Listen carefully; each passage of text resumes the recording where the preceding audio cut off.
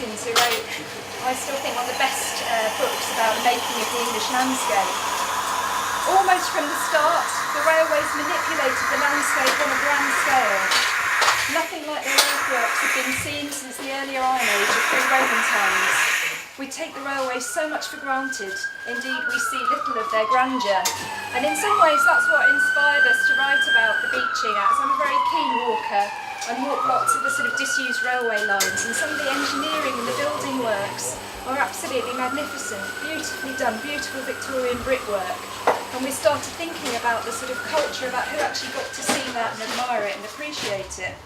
So as I say, we wrote a short pamphlet a couple of years ago to mark the 50th anniversary of the Beeching Report, the Reshaping of British Railways. So the talk, as I say, is based on that pamphlet. We really wanted to remind everyone of the world that the railways built through engineering, craftsmanship, aesthetics, enterprise and the democratizing of travel. And we did this through signposting some elements of cultural history and the politics of the railways, but also sort of encouraging readers to walk the line themselves, hence the name, not just because we're massive Johnny Cash fans, but also we wanted people to get out there and walk and reclaim the space of disused railways. So we give an example of a walk here near where I grew up in the East Midlands of the Brampton Valley Way, which is now a cycle path and walkway. And we did another walk locally when we launched the pamphlet for the old slow and dirty Somerset and Dorset line, which some of you may be familiar with if you're local. Ours was not an uncritical examination of the railway age. The cost of building the railways was enormous in terms of loss of life, corrupt business dealings and the irreparable impact on communities. My main research area is death, but one of the things I've been looking at is the experience of modernity in the 1840s and the way that building of railways was often used as a sort of class cleansing exercise. So I've been looking at Southwark particularly, and the building of London Bridge and the way that that swept away whole communities. So even 2-3 years after London Bridge Station was opened, communities who'd had their houses demolished were still living in tents around the area that's now St Thomas's Hospital. But the politically resonant point I think about railways is that the coming of the railway era represented a sort of epic period of mass investment in the infrastructure of Britain, of confidence in engineering and in the ability to make structures of utility and sometimes really quite extraordinary beauty. In just 20 years alone, from 1830 to 50, some 6,000 miles of railways were opened in Britain. According to the historian Eric Hobsbawm, this was a revolutionary transformation of modernity which had a profound effect on the lives of ordinary citizens. So this is a quote from Eric Hobsbawm. It reached some of the remotest areas of the countryside and the centres of the greatest cities. It transformed the speed of movement, indeed of human life, from one measured in single miles per hour to measured in scores of miles per hour, and introduced the notion of a gigantic, nationwide, complex and exact interlocking routine, symbolised by the railway timetable, from which all subsequent timetables took their name and inspiration. It revealed the possibilities of technical progress as nothing else had done, because it was both more advanced than most other forms of technical activity and omnipresent. They appeared to be several generations ahead of the rest of the economy, and indeed railway became a sort of synonym for ultra-modernity in the 1840s. So what we wanted to do through the pamphlet and through various activisms we did around it was to rediscover the remarkable story of the railways, but to include the people who actually built them, not just the Brunels and the Stevensons that sort of bestride Victorian history, but also the innumerable nameless craftsmen who made the railway world possible, the navvies, the architects, the engineers who actually created them. We were reminded of, if any of you have read Jude the Obscure by Thomas Hardy, where the main character is a mason. He wants to go to Christchurch, which was Oxford, and he goes up to Christchurch inspired by ideas of learning. And he looks at the buildings, and actually he's not inspired by the Newtons and the scientists and the writers who went there. He's inspired by the men who built the buildings. He sought to be less artist critic of their forms than an artisan and a comrade of the dead hand craftsmen whose muscles had actually exercised those forms. So in doing so, and thinking about the culture of the railways, we thought there was an opportunity to think more imaginatively about the transport system we want for the 21st century. And this is particularly pertinent at the moment as we face the unavoidable challenge of reshaping the way we live and travel and produce and transport goods for a low-carbon future. And at a time when government and local authorities plan to build around 200 new roads, including 40 routes that have been successfully defeated at public inquiries on environmental grounds. So choices we make now will determine whether we're locked into ecologically and socially damaging modes of transport for people and freight. Transport campaigners argue that investments in public transport, better maintenance of our existing infrastructure, safer routes for walking and cycling, and more intelligent use of technology can deliver better results economically, environmentally and socially. So the pamphlet really poses a basic question. If the way we travel helps shape our culture, our environment and our economy, should we not also reflect on what kind of sustainable culture we want to create as part of that process? So this is littered with quotes. So here's one from G.K. Chesterton. The only way of catching a train I've ever discovered is to miss the one before it. Dr. Richard Beeching, as most of you are probably aware, produced 2 reports into the state British Railways in an attempt to tackle the problem of an increasingly loss-making industry. The first of these, the Reshaping of British Railways, which came out in 1963, advocated the closure of around a third of 18,000 miles of existing routes, which involved the loss of 2,363 stations. His second report, The Development of Major Trunk Routes in 1965, argued that only 3,000 of the 7,500 miles of such routes should be retained. The result is pretty much the rail network that we know today, to include the rationalisation of freight transport, which was a major reason for expansion of the railways originally in the UK. Beeching's analysis found that the system was sufficiently unbalanced to merit a drastic overhaul, concentrating resources on main lines and their major stations, so that only financially sustainable routes would survive. The prevailing ideology was one of rationalisation. The railways had to be more efficient, fitter, faster and self-justifying, concepts that have come to dominate political rhetoric in the debate about how best to organise a capitalist economy which cannot be seen to tolerate waste or idiosyncrasy, grounded in neo-Darwinian principles of social organisation and all the problems that go with it. While the Beeching Axe has rightly been seen as a watershed in the ethos of rail travel, a longer history shows that the railway boom of the 19th century was already running out of steam, with many lines removed from the timetable, stations closed and track taken up. Beeching was notable for his wide-ranging and innovative assessment of what railways could realistically achieve as the 20th century progressed, not least as private transport became increasingly dominant after World War I. When grouping took place in the 1920s, the 4 big rail companies looked hard at economically inefficient services, especially rural services, in the light of competition from the roads. With more goods being moved, with greater locational flexibility and with the rise of buses and private cars, it made sense probably to rethink the railway system. So many closures took place between 1922 and 47, amounting to over 1,600 miles of passenger services, with 20% of these in Scotland alone. These actions exemplify the problems involved when an ideal of public transport runs up against one version of economic reality. The train companies even invested in running buses in an attempt to generate revenues, but the central competitive issues were never really addressed. And when the railways were nationalised in 1948, the British Transport Commission was left to ponder a set of seemingly intractable issues. Further closures followed between 1948 and 53. Nearly 1,200 miles of passenger services ceased to exist, with most of these lines closed to all traffic. Over the next 20 years, arguments about the social necessity of otherwise economically unnecessary railways were batted back and forth, even as the closures continued. When the Labour Party was returned to power in 1964, Barbara Castle became Minister of Transport. While Wilson's government actually reneged on its promise to retain the existing network, Castle did actually cement a subsidy policy which kept lines open in defiance of mere economic logic, so that some stability was achieved between 1973 and 1993, especially on lines which could demonstrate viability when set against the cost of establishing comparable road networks.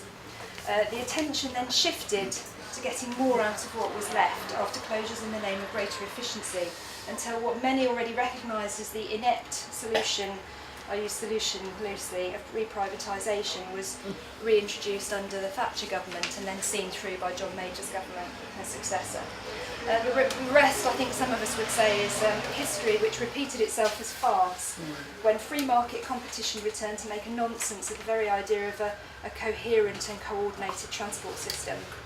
To a large extent, the history of the railways after Major's government defaults to the overriding ideology of our times.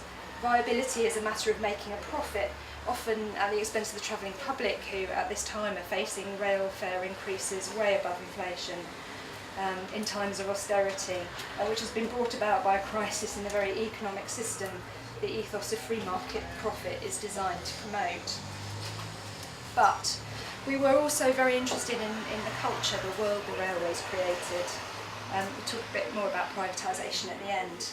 And there are very sort of complex arguments about interactions between culture and economics, and we won't get sort of too much into base and superstructure this afternoon because it's warm in here and probably a bit heavy and intense. But the railways bestride Victorian literature with numerous references to the world they were shaping.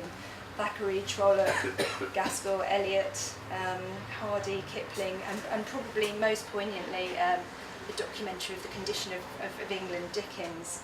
Charles Dickens himself was actually involved in a rail accident in Staplehurst on the South Eastern Line in 1865, an accident that may have shortened his life and profoundly affected him. He wrote a much anthologised short story called The Railway Signalman, which was published in 1866, probably based on an accident at Claydon Tunnel in 1861. And the narrative concerns the appearance of a ghost, or what appears to be a ghost, at the tunnel entrance, which stands in a sort of deep and oppressive cutting. It's a very sort of atmospheric story, it's really worth reading. The signalman receives telegraph warnings of danger before the ghost's appearance, which heralds tragic consequences. And on the final occasion, spoiler alert, on the final occasion it turns out that the ghost is actually the signalman himself. I think it was televised in the 1980s. It's one of those memories of early TV I have etched. As we move into the 20th century, a very different kind of railway experience is recorded in Edward Thomas's poem Addlestrop of 1914. And again, when you think this was written on the eve of World War I, and Thomas himself was killed in 1917, I will read you the poem. Yes, I remember Addlestrop, the name, because one afternoon of heat the express train drew up there unwontedly. It was late June. The steam hissed, someone cleared his throat. No one left and no one came on the bare platform. What I saw was Addlestrop, only the name. And willows, willow herb and grass, and meadowsweet and haycocks dry. No whit less and lonely fair than the high cloudlets in the sky. And for that minute a blackbird sang, close by and round him mistier, further and further, all the birds of Oxfordshire and Gloucestershire.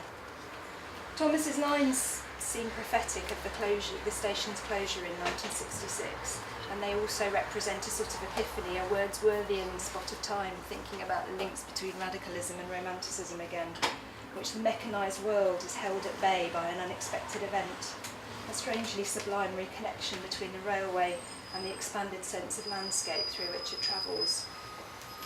Famous examples in visual art include William Powell Frith's The Railway Station of 1862, which is actually a view of Paddington Station. If I'd known we had visuals, I'd have brought you a slide of it. It's a sort of incredibly busy, and it looks, recognisably like Paddington Station today.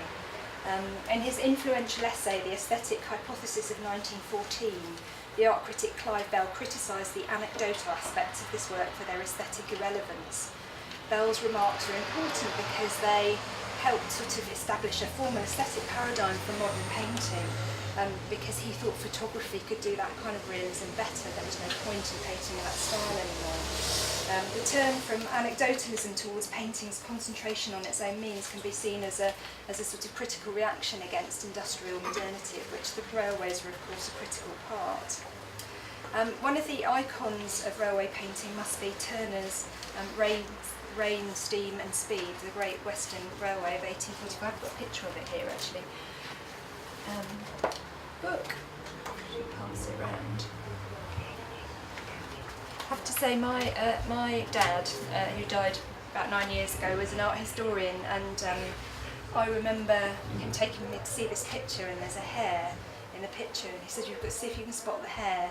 And I thought it was a hare, a human hare. I thought one of Turner's hairs had dropped out and stuck on the oil paint. So I was looking like mad for this hare, but it's actually a hare, and a creature, a sort of symbol of nature's speed in the pre-railway world, you know, being sort of outrun by technology, sort of menaced by the onrushing engine, if you will. Turner was interested in representing the sublime, which many artistic movements have held to be connected to the experience of nature, although the Italian futurists considered that railways as part of machine technology were the real sublime of modernity. Turner's painting can be held to anticipate some elements of futurism. So you could look at Umberto Boccioni's The City Rises of 1910, for the way in which pictorial elements are blended to kind of get a sense of modern dynamism. And the Manifesto of Futurism by Marinetti, published in 1909, includes among its many eulogies the vibrant nightly fervour of arsenals and shipyards blazing with electric moons, greedy railway stations that devour smoke-plumed serpents, factories hung on clouds, by the crooked lines of their smoke, bridges that stride the rivers like giant gymnasts. And of course there is that sort of link between fascism and the futurists. Railways are the key players in the scripts of any number of films as well. One of the first moving pictures in France was the 50-second real-time arrival of a station at Chatata Station in 1895 by the Lumiere brothers. And allegedly, the audience, which is the first time that moving pictures had been seen, cringed when they saw the train pull into the station because they thought it would literally crash into the audience. Although that may be anecdotal. All four adaptations of John Buchan's 1915 novel, The 39 Steps, depend on a railway journey to Scotland, when the narrative's protagonist, Richard Hannay, is forced to flee enemy agents seeking to start a world war. In Hitchcock's 1935 version, Hannay escapes the police who are chasing him for a murder he didn't commit as his train crosses the Forth Rail Bridge, which is a classic of railway engineering. The first Mission Impossible movie, God forbid, 1996, why didn't they squash Tom when they had a chance, but has its special effects climax on the roof of a Eurostar train as it is implausibly chased through the Channel Tunnel by a helicopter. The Channel Tunnel is of course one of the outstanding monuments of contemporary railway engineering, enabling a long cherished dream of connection with the continent, which again is sort of quite ironic given the vote we're having at the moment. It's worth mentioning here that Sir Edwin Watkins' Great Central Railway, which was the last main line to be constructed in Britain and a superb piece of engineering, which again eventually fell victim to Beeching in 1969, had its eye on the possibility of a tunnel to France when it was designed as the fastest connection between London and the north of England. In a lighter vein, and for those of us who are sort of local, the Titfield Thunderbolt, the first Ealing comedy of 1953, has kind of acquired a greater resonance in an era of preserved railways. The story is about the attempts of a group of villagers to keep their branch line open after British Railway decrees it to be surplus to requirements. It had its source in the preservation of the Welth-Tallinn narrow gauge railway, which was the kind of progenitor of all preserved railways in this country, and was preserved by volunteers who were greatly helped by a writer called L.T.C. Rolt. Rolt is a noted author. I think his son actually lives in Bath as well, and his book Railway Adventure 1952 is a classic of a source of inspiration, and also his Victorian Engineering of 1970 is a kind of very basic source on industrial history. Location filming for Titfield Thunderbolt took place on the Camerton branch line here in Somerset, which had already been seen in the Ghost Train of 1931. The Ballad of John Axon, composed by Ewan MacColl and Charles Parker, was first broadcast on the 2nd of July 1958. It recounts the incident on Saturday 9th of February 1957, when the steam brake on the 11:05 freight train from Buxton to Artley failed on a steep incline. In a collision with the rear of the 8:45am freight train from Rowsley to Edgeley, the driver, John Axon, was killed, along with the guard of the other train. Axon was posthumously awarded the George Cross for staying in his engine and for attempting against the odds to stop its progress. The ballad uses a number of stanza forms to include this opening example. John Axon was a railwayman to steam trains born and bred. He was an engine driver at Edgeley Loco Shed. For 40 years he followed and served the Iron Way. He lost his life upon the track one February day. The famous 1936 GPO documentary Night Mail uses an edited text by W.H. Auden with music by Benjamin Britten. It focuses on a London, Midland and Scottish mail train running from London to Scotland. Auden's poem is more than a description of what happens as the mail is collected, sorted and dropped. There's a subjective element which attaches value to the act of sending and receiving mail, for which the train is the overnight vehicle. The poem contains lots of memorable lines.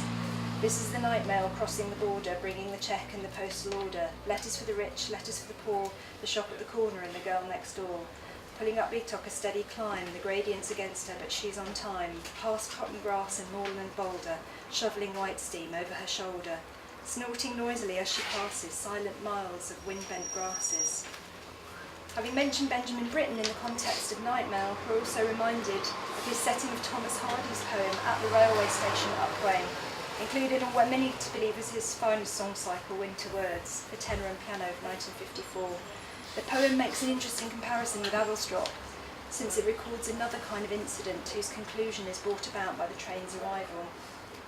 There's not much that I can do, for I've no money that's quite my own, spoke up the pitying child, a little boy with a violin at the station before the train came in.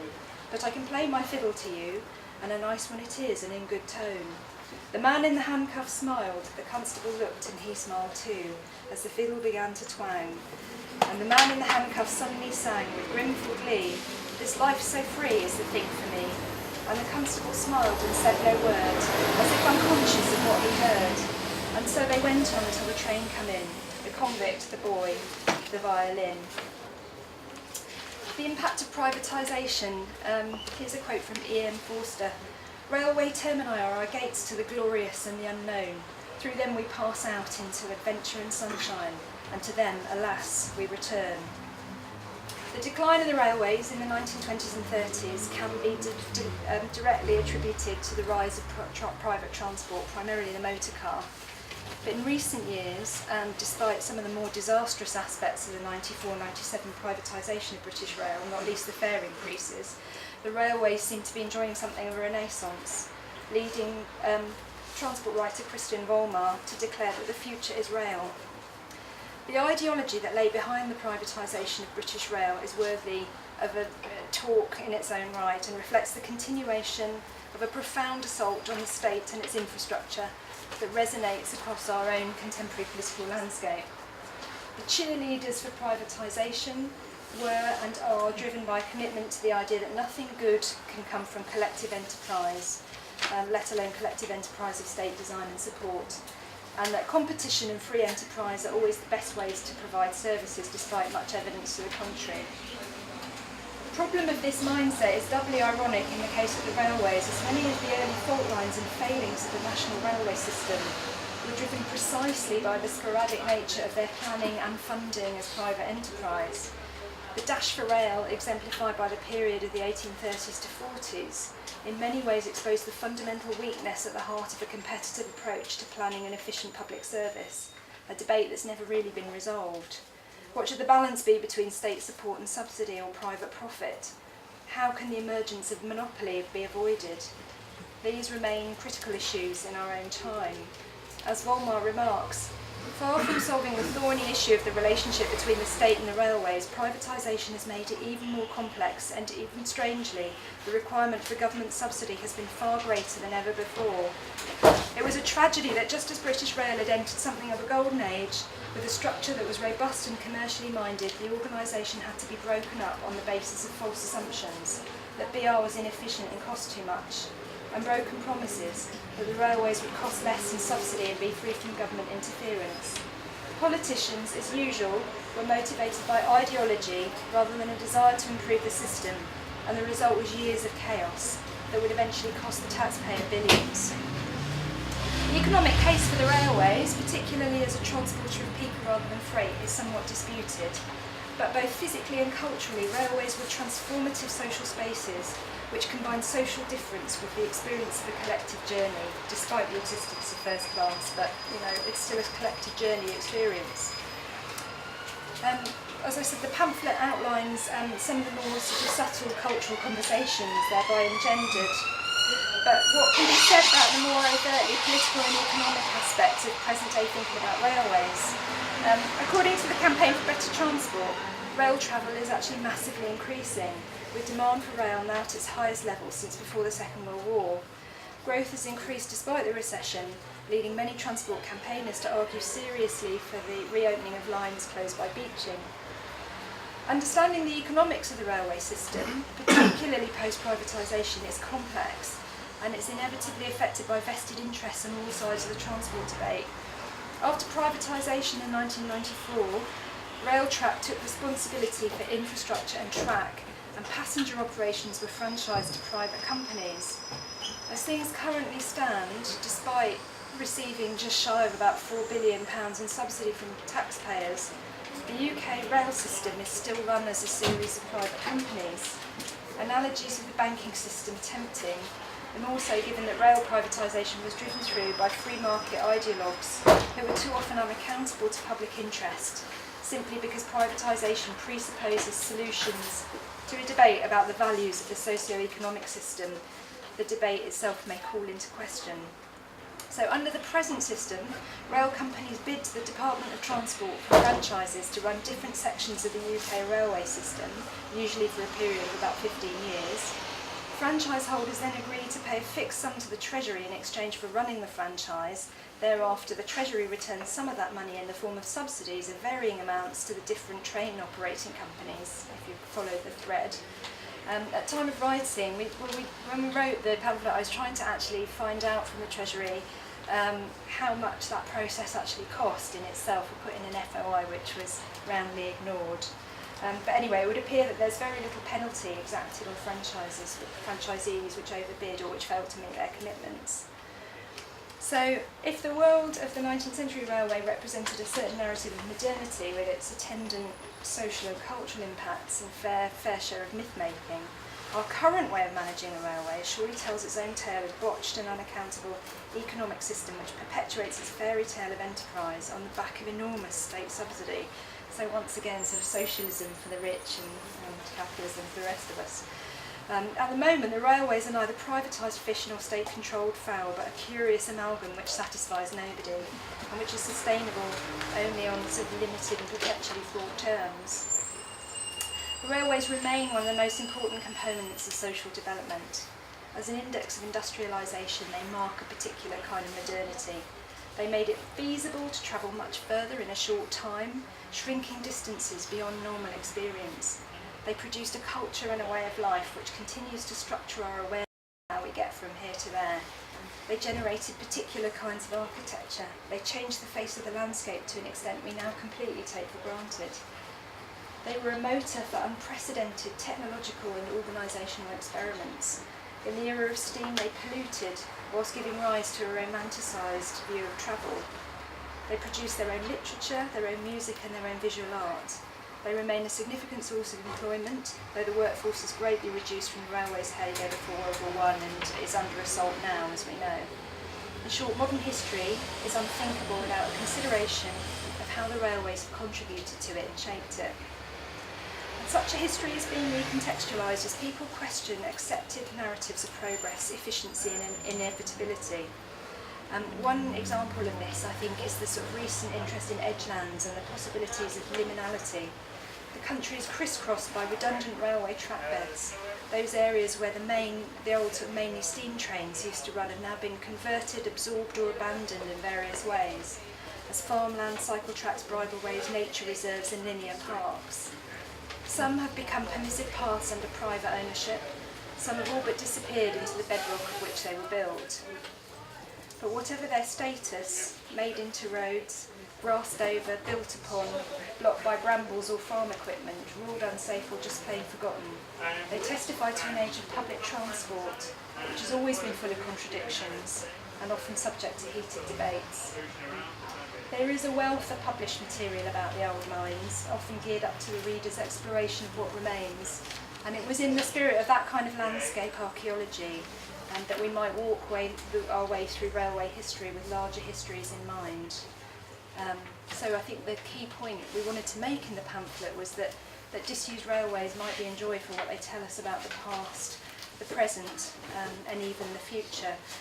Recent visit to Chedworth, the Roman ruins, near Cirencester, if any of you have been, and the area around it is disused railway. It's now a nature reserve.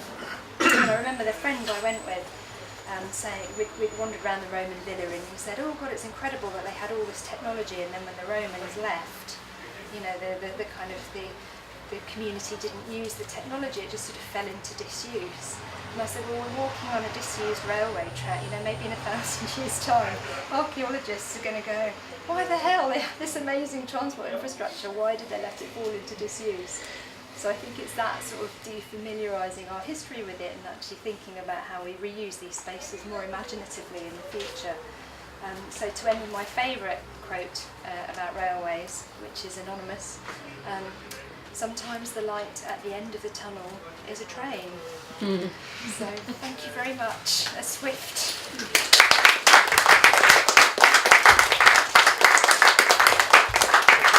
Are you happy to take any questions? Yes, Has anybody got any questions from a for Molly? railway expert, so I'm sure there are kind of bigger experts. One on here. your left, Molly. Oh, yes. I'm just wondering if been setting like a discussion that I keep having at the moment, which is like with the EU in or EU out thing. Like one of the arguments for out that I've heard from a lot of people is that it would be easier to renationalise the railways without the EU, like privatisation and like monopoly restrictions on it. But then, like some other people are like, oh no, that's not true. Like you should do it anyway. Like is it like illegal in the EU to fully renationalise them now? Or? I don't know. Does anyone here know? Well, I think the countries in the EU, the major countries in the EU, namely France and Germany, the most powerful countries, have nationalised railway systems at SNCF and ban. We see the bans freight trains on our railway tracks now, which is a bit of an abomination in my view. Yes. We've got a nationalised railway company of another country profiting on our railway tracks. It's So, I mean, I don't know if anyone knows I don't know the ins and outs of it, because I think because they're already nationalised. I think it's the point of it's the act of renationalisation that they come under monopolies. I think it's just been pointed out. It might have been privatised or partially privatised. Yes, yeah. Certainly SNCF. Sorry, the mystery will hang there. That's yes. I think it would take many months to figure it out. Yes, exactly. I think Di's got a question. I just think it's actually extraordinary that if you compare rail transport with private transport, particularly for delivering freight, it's clear that private transport lends itself to capitalist kind of competition. But I don't know how we managed to lose, well, I do know, we were defeated, lose the argument, because obviously a railway needs central organisation and coherence and does not thrive in competition. Obviously that central organisation doesn't have to be top down, we could have a democratic accountability, but nonetheless, anyway, that's just an observation. But I had a question. I remember Beeching, I remember it happening in 1963, and it seemed to me that it coincided, or did it just coincide with the ending of steam trains, or were they related in one way or another, the ending of steam trains and Beeching Axe? I don't know. One of the problems was with British Railways is that it was very late getting rid of steam and electrifying, because the need to preserve the coal industry on the continent. Again, because most of the railway systems on the continent were destroyed by bombing in the war, they converted to more efficient and faster electricity. So the move to diesel began in the late 50s. I remember it because the railway line passed my house and we were quite keen on the move to diesel. But what happened after Beeching was there was a huge investment actually in the railways.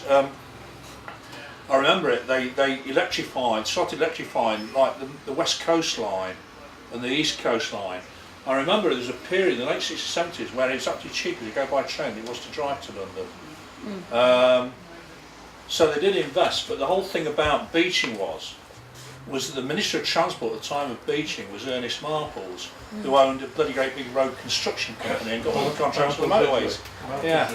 Yeah. So, you know, it wasn't just, you know, that was part of the agenda. But the other thing you have to bear in mind about this thing about you need state control, you don't actually. One of the problems of Victorian railways, all these private companies, well, you don't get it in Bristol, but in some, like my hometown, Nottingham, there were 3 train companies coming through, Great Central, London Midland, London North East. But a little town like Chesterfield, I think had 3 or 4 railway stations, utter chaos, which is part of the problem of the British railway system.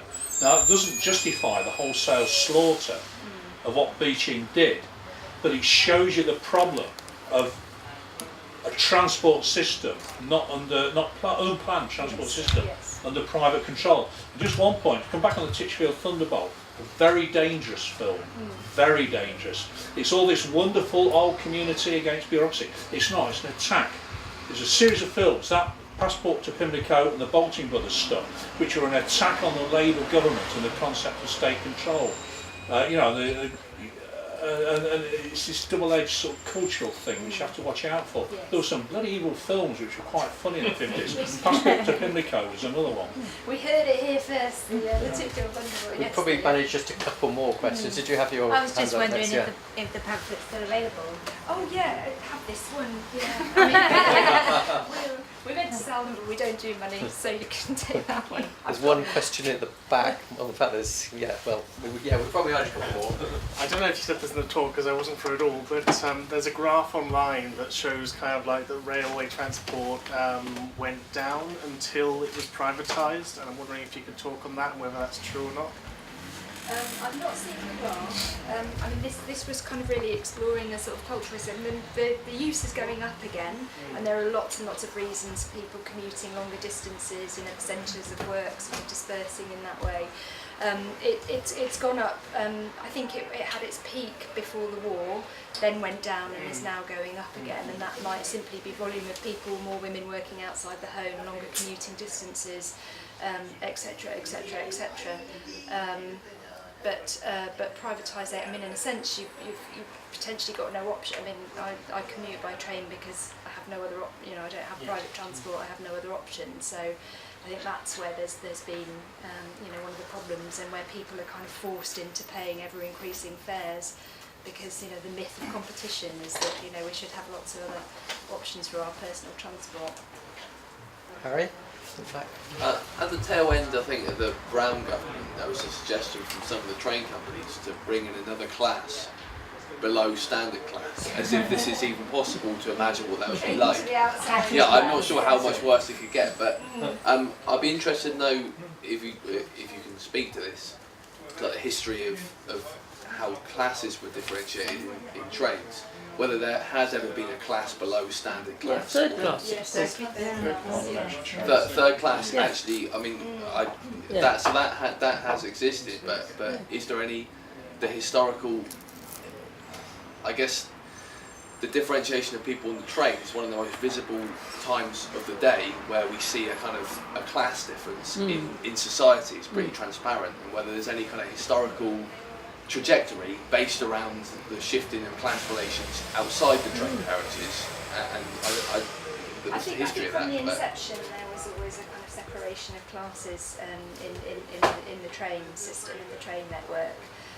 I don't know that there's been any kind of sustained assault on the politics behind that, but there ought to be, in my opinion. Again, I'm sure as with many of you travel very regularly, first class is empty and everybody's absolutely crammed into second class, but I think it always reflected the kind of class politics. I think it was a high Victorian moment, where obviously wealthier people could sort of buy themselves more comfort, more space, and more privacy.